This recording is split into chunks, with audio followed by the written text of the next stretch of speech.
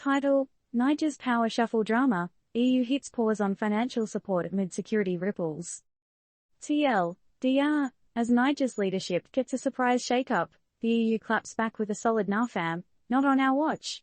They've halted financial assistance and security ties while the world watches the political theatre unfold. The question is, who's pulling the strings? When you're about to drop your mixtape, and the EU's like, sorry, we ain't vibing with that anymore. Well, that's the tea with Niger right now. The drama started unfolding like the most unexpected episode of a reality show.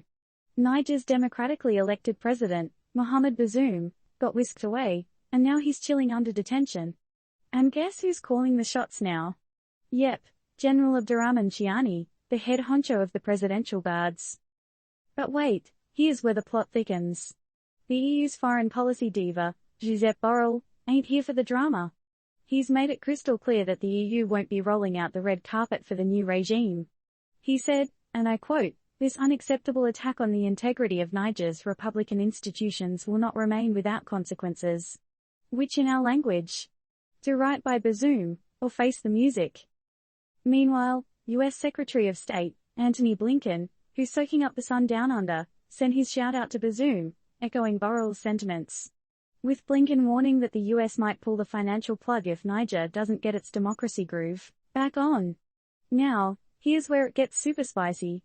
All this is happening while there's a significant Russia-Africa summit going down, hosted by none other than Russia's top man, Vladimir Putin. And get this, there's chatter that the big guy from Kremlin-linked force Wagner, Yevgeny Prigozhin, might have had a hand in aiding the rebels. Is it a power play or an episode of geopolitical chess? And the African Union? They're not having it either.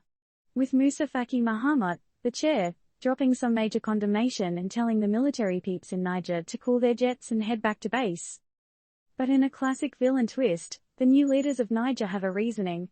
They believe their actions are a wake-up call against what they call the continuing degradation of the security situation, and the bad economic and social governance.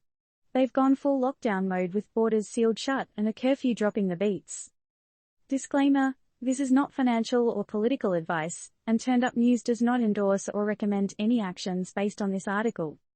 So, while the Sahara dust settles and Niger figures out its next big move, it's got the world's eyes on it. With big players like the EU and the US watching closely, there's no telling what'll go down next. But here's the burning question we're all dying to ask: are these international powerhouses genuine in their commitment to democracy, or is it just a game of geopolitical influence? What do you think?